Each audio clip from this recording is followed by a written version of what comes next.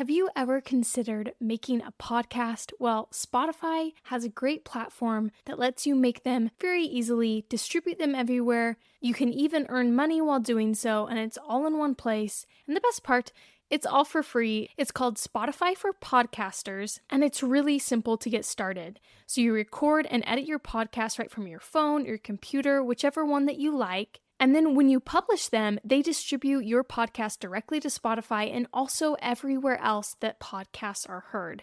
You can do video podcasts, you can interact with your audience with Q&As and polls. And once they're up and running, like I mentioned before, you can even earn money through your podcast in a variety of ways through things like ads and podcast subscriptions. And of course, it's totally free to use. There is no catch. When I started Plant School, I used Spotify for Podcasters, and I continue to use it because I love it. It's super easy to use, and it gives me everything that I need as a podcaster. So if you have ever wanted to start your own podcast, I highly recommend that you try out Spotify for Podcasters. You can download the app or go to www.spotify.com/podcasters to get started. Welcome to the Plant School podcast. I'm Rachel, and here we learn about plants, how to care for them, how they work, and I keep it simple and taught in a way that anyone from beginner to expert can enjoy. Join me in Plant School. Welcome back to Plant School, everyone. Today is episode 63, and I wanted to take some time today to talk to you guys about terrariums and how to care for them. This was actually not my idea.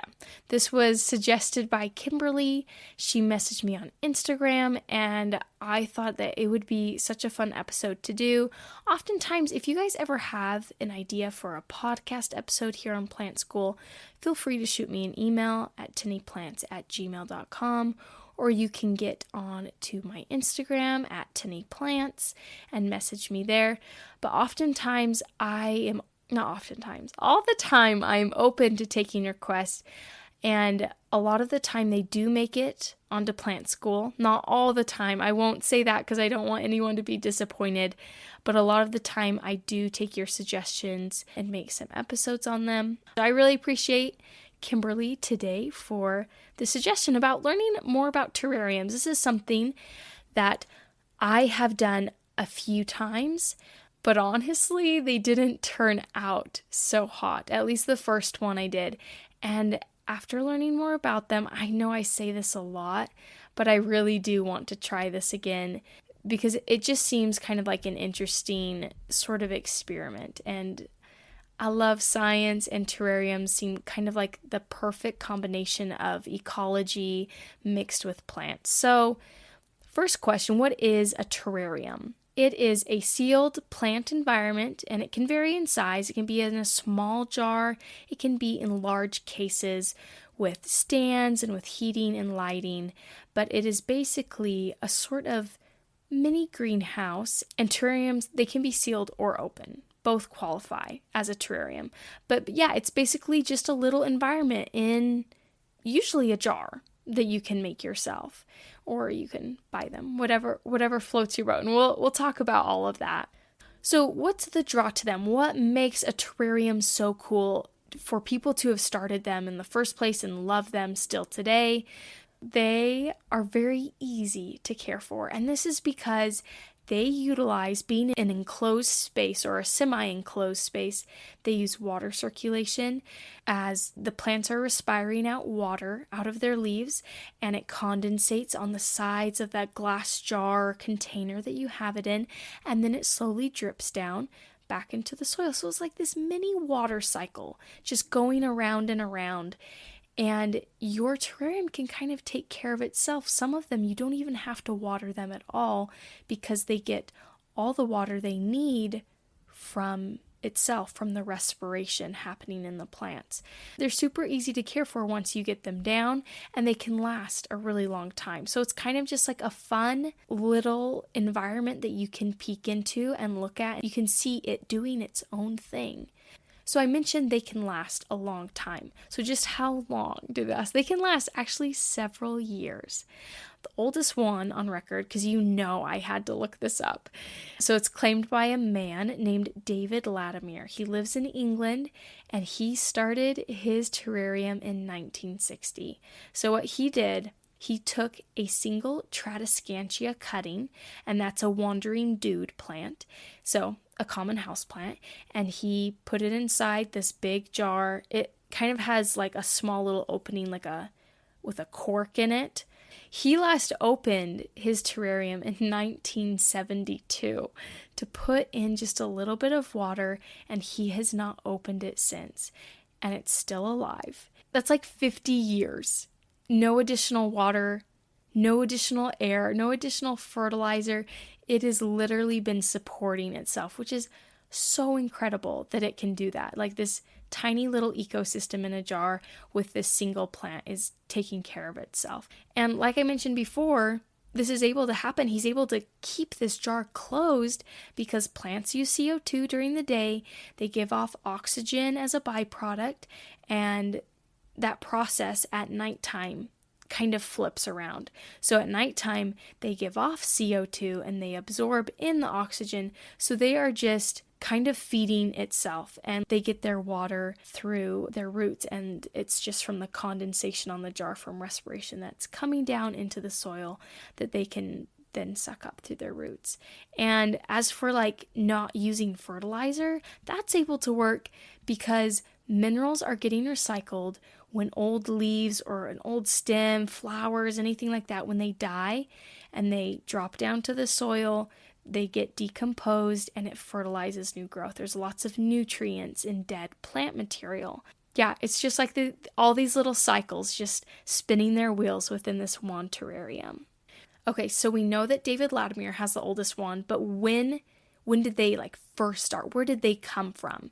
So they originated by accident, as a lot of good things do. And it happened when Dr. Nathaniel Bagshaw Ward, oh my gosh, that's a long name. So it's Dr. Nathaniel Bagshaw Ward. He studied butterflies and he wanted a way to get them home safely. So what he did is he set his caterpillars to pupate on a layer of soil. And pupate is just simply the stage of life for a butterfly where the larva becomes a pupa. It takes the next step. And so he needed a layer of soil, and he just needed it somewhere where it wasn't going to be bugged. So he put it in a closed glass container, and he forgot about one of them. It sat forgotten in the corner for months. And inside this glass container of soil, a fern just started to grow. And this was because of the water that was being recycled in the soil. So the soil was wet, and the water vapor would rise and condensate, come down. Through that, there must have been some spores in the soil from a fern, and it started to grow. So he noticed this and thought that, this is a really great way to transport tropical plants. Like, here's this fern doing really well. And so this is the name where Wardian cases come from. You may hear, a terrarium, you can buy a Wardian case. It's like a little glass greenhouse. And that is because of Dr. Nathaniel Bagshaw Ward. He created the name Wardian case because he was the first one to discover it. And he experimented with this before he kind of introduced it. He placed plants that weren't native to England, and he put them in sealed jars and observed how well they did. He actually wrote a short paper about this. And the title of it was The Growth of Plants Without Open Exposure to Air. And he wrote a book titled On the Growth of Plants in Closed Glazed Cases. So he is the pioneer of our modern day terrariums. In the beginning, they would use them often to transport tropical plants, and they more often would use them to display really beautiful, artful designs of plants, and they were very popular in the Victorian era.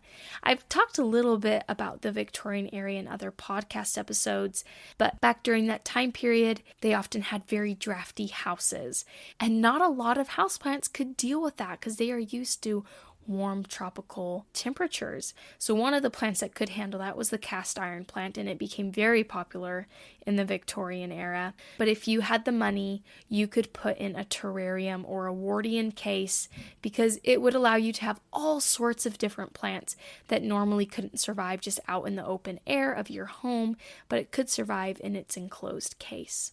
So when they started, they were often planted with a lot of ferns, and that caused them to commonly be called ferneries. Instead of Wardian cases, people would call them ferneries.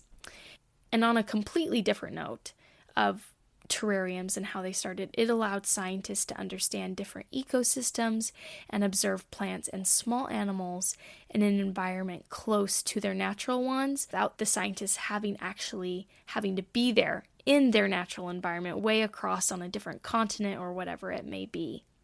Now we're going to get into how this can apply to you, how to make them, which plants do well, how do we care for them.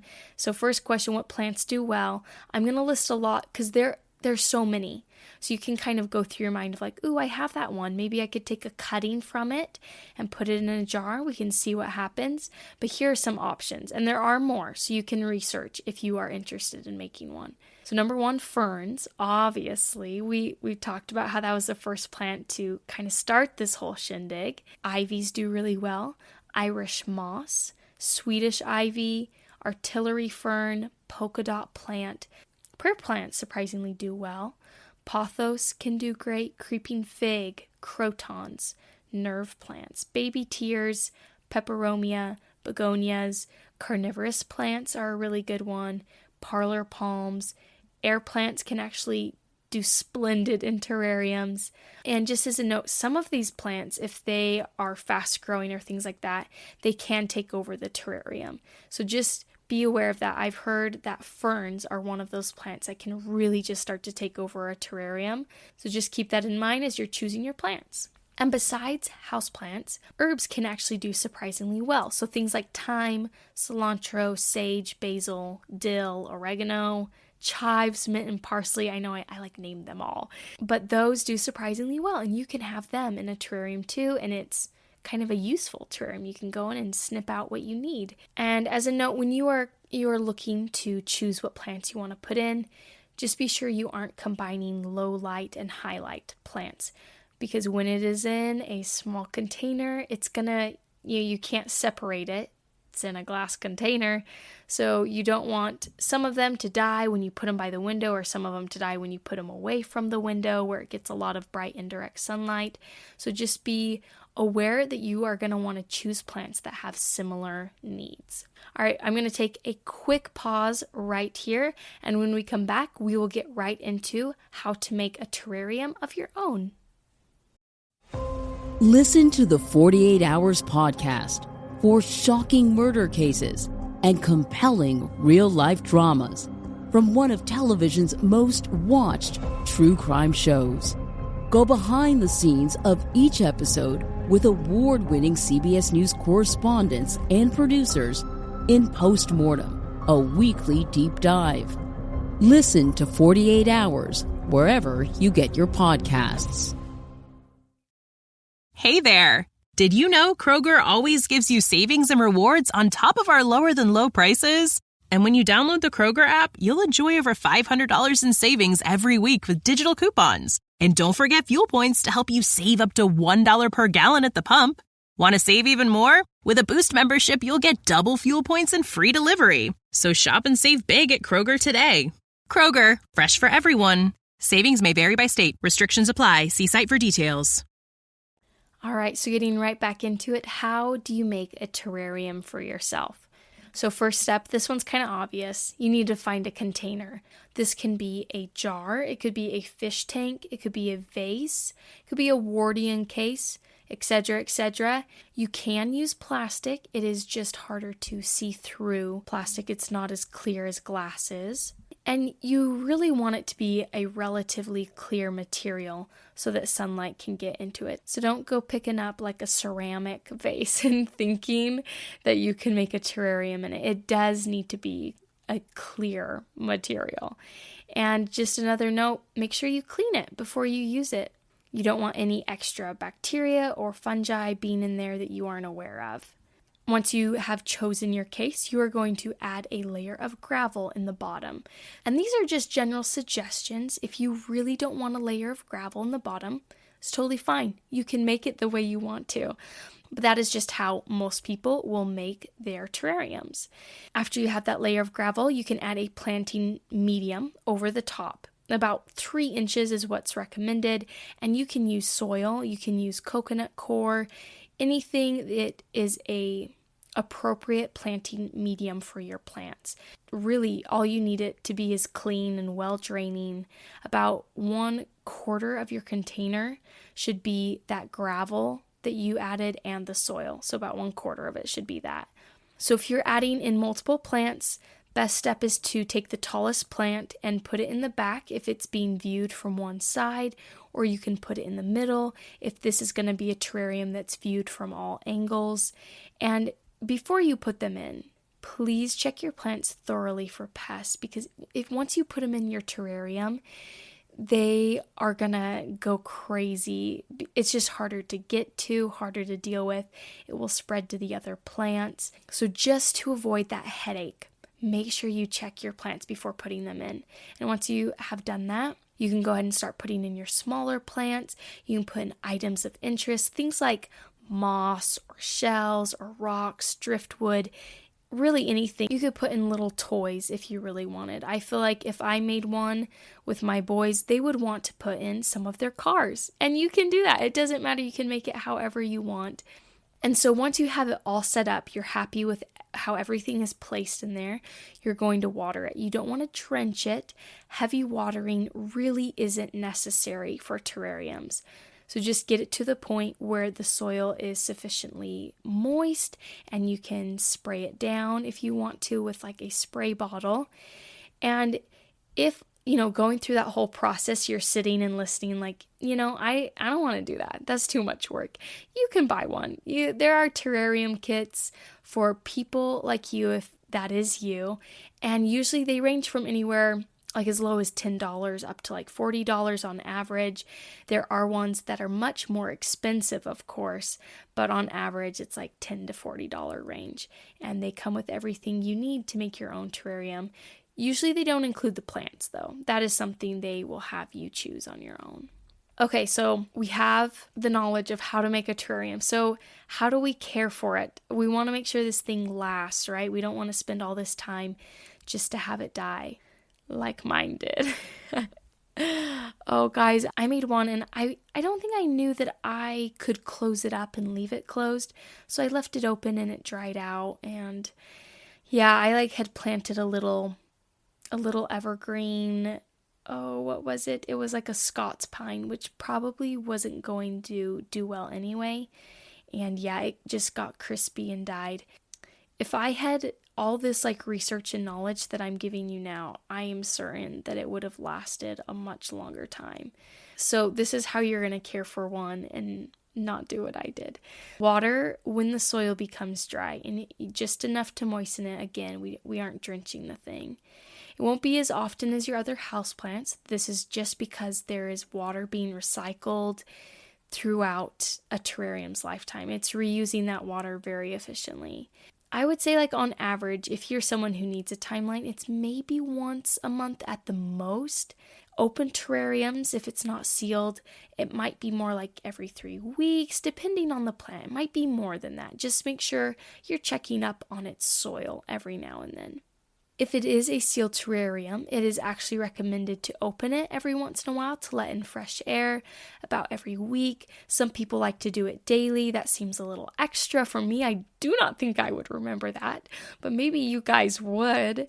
But that can be a standard practice if you have a sealed terrarium. Obviously, David Latimer didn't do that with his one that he's had sealed since 1972.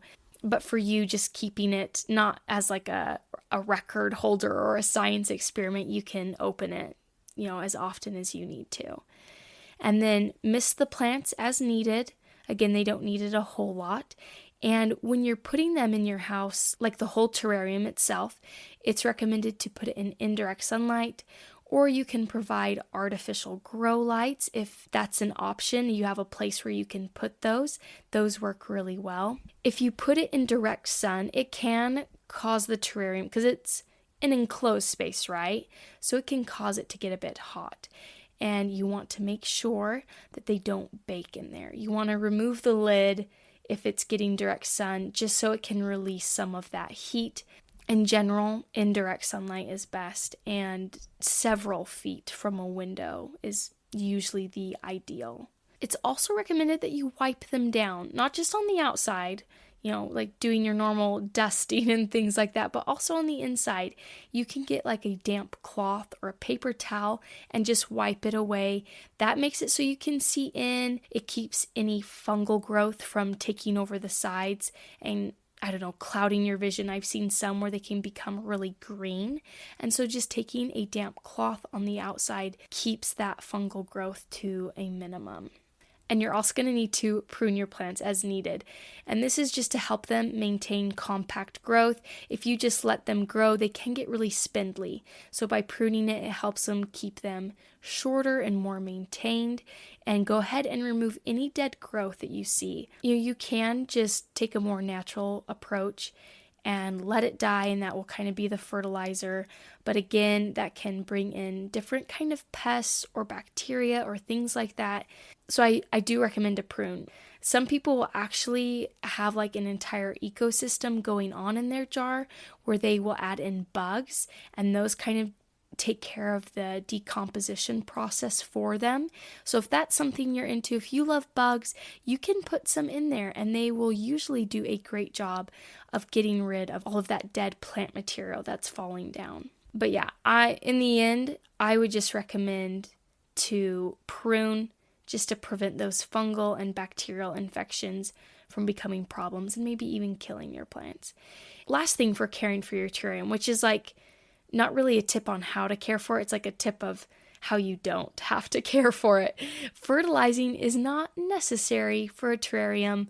They get a whole lot of nutrients from the things being returned into the soil, and the water is being recycled, so nutrients aren't being washed away. So you don't have to worry about fertilizing it. It's not necessary, which is kind of nice that you don't have to think about that, every month or so as they're growing. Okay, so last question. This is kind of like a troubleshooting question. So let's say you have a terrarium, and what do you do if pests start to become a problem or something dies? Do you rip it out? What do you do? So first of all, yes, you do rip it out. You take out the dead item. As I mentioned before, it attracts a lot of different pests. And if you get gnats coming into your terrarium, you're going to want to avoid overwatering. That's usually why fungus gnats appear in the first place. Another great way to get rid of these fungus gnats is to put pebbles on top of your soil. That deters them from even being able to reach the soil and laying their eggs in there. You can also get some insecticidal soap, and you can apply it to the infected plants inside. And if the pest problem gets really bad, you may just have to start with some fresh soil, because with a terrarium, it can be really hard to go in there and get rid of these pests, because I know, especially if you have like a bottleneck opening to your terrarium, it's near impossible to go in and really maintain those sort of problems, and it might just be best to start over. But yeah, that concludes our terrarium episode. Now we know where they came from. Good old Dr. Nathaniel Bagshaw Ward. And we know what the oldest one is at 50 years of not being opened. We know how to make one, how to care for one. And I am so glad that you guys joined me today for Plant School. I hope you found this interesting. If you did, be sure to leave a review. It really helps out my podcast, and I do appreciate it. And I hope you guys have a great week. Thank you for being here and listening today, and I hope you'll join me next week. If you'd like to support this podcast and keep it going, you can find the support link below in the description and donate. Or I have some awesome Plant School merch, including stickers, shirts, and mugs, and the link to my shop is in the description as well. And if you don't want to spend any money but still support the podcast, share this podcast with a friend, either verbally or electronically. This will even qualify you for my giveaway. Just message me on Instagram at TinnyPlant that you shared the podcast with a friend, and you'll be entered in for a chance to win some goodies. Winners will be announced on the podcast. Again, thank you for listening, and I hope you have a great week.